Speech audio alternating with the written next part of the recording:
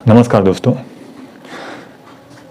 यदि आप जीवन में खुश रहना चाहते हो, जी हाँ दोस्तों, यदि आप जीवन में खुश रहना चाहते हो तो एक बात ध्यान में रख लो, जीवन में कभी भी दुख नहीं आएगा। दोस्तों, लोग दुखी क्यों होते हैं? लोग दुखी क्यों होते हैं? उसका एक ही कारण है। मेरी नज़र में तो एक ही कारण है, अन्य लोगों की नज़र में बहुत सारे कारण हो सकते हैं, लेकिन मनुष्य इसलिए दुखी है क्योंकि वह अपने आप पर दया करता है। कैसी दया करता है?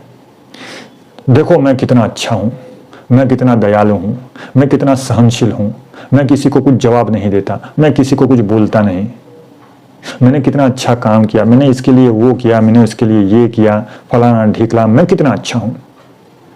यह जो आपकी विचारधारा है कि मैं कितना अच्छा हूं या अच्छी हूं, मैं कितना सहनशील हूं, मैं कितना सहन करता हूं या करती हूं, मैं लोगों को जवाब नहीं देता हूं या नहीं देती हूं, ये विचारधारा आपको दिमाग से हटानी पड़ेगी।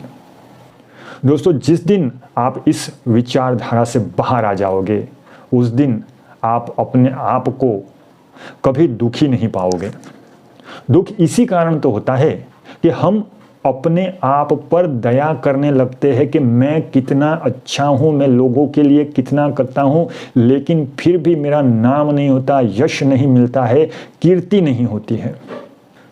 क्योंकि दोस्तों, जब आप अपने आप को अच्छा मानते हो, या तो दिखाना चाहते हो, या तो आप दिखावा नहीं करते हो, सही में आप अच्छे हो, लेकिन आपके दिमाग में यह विचार तो रहता ही है कि मैं बहुत अच्छा हूं या अच्छी हूं, मैं सहनशील हूं, मैं लोगों के लिए मरती हूं, लोगों के लिए मरता हूं, उसके काम के लिए, उनके काम के लिए मेरा कोई स्वार्थ नहीं है, निस्वार्थ भाव से मैं कर्म करता हूं, लेकिन फिर भी मुझे कोई यश नहीं मिलता है, कोई मुझे भाव नहीं देता है। यह जो मान बढ़ाई, उसकी जो अपेक्षा हम रखते हैं, वह कहाँ से उत्पन्न होती है? जब हम अपने आप को अच्छा मानने लगते हैं। अच्छा का अर्थ, जब हम अपने आप पर दया करने लगते हैं, हम अपने आप को बहुत सहनशील है, मैं सबको सह लेता हूं, मैं सबके काम आता हूं, लेकिन मेरे कोई काम नहीं आता है, मैं सबकी बातों को सुन लेता हूं, लेकिन मैं किसी को सुनाता नहीं हूं। यह जो भाव है, इसको निकालना पड़ेगा।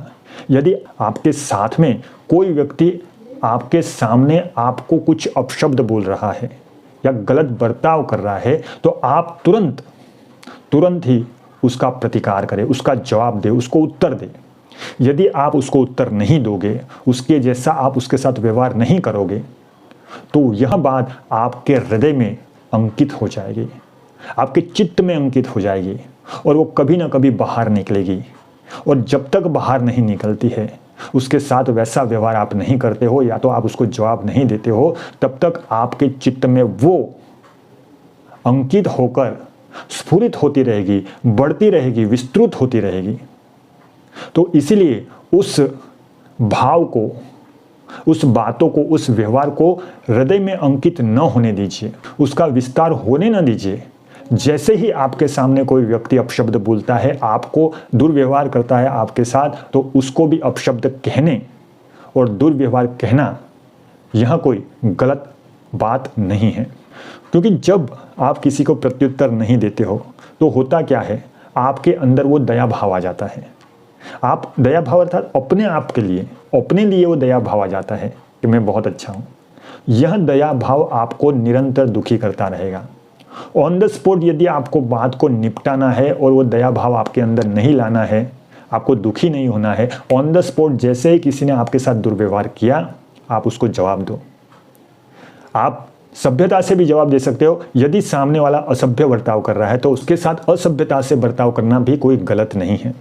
क्योंकि कहते हैं ना, अहिंसा परमो धर्म, धर्म हिंसा तथैव च, अर्थात अहिंसा ही परम धर्म है।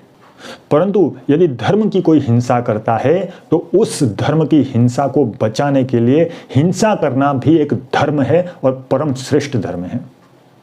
तो आप जब तक यह सोचते रहोगे कि मैं बहुत अच्छा हूं, तो यह विचार आपको हमेशा के लिए दुखी करेंगे।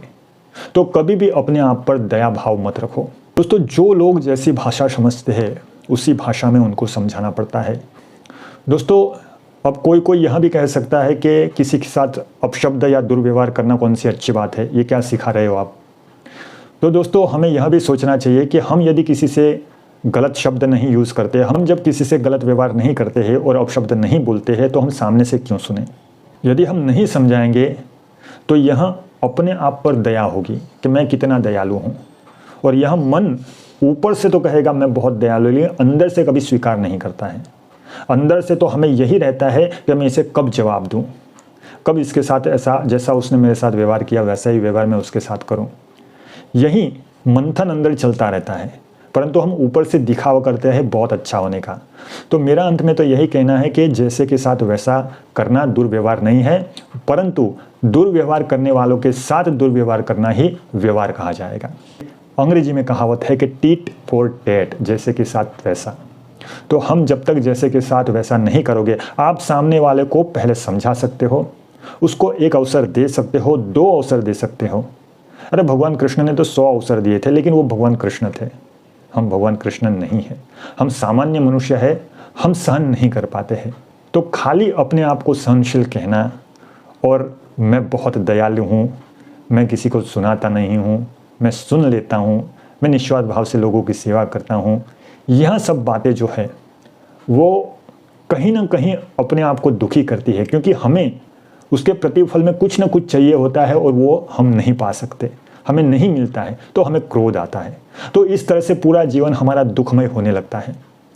यदि आपको दुखमय जीवन नहीं जीना हो तो यही और बहुत ही महत्वपूर्ण उपाय है कि आप जैसे के साथ वैसा व्यवहार करें। नमस्कार।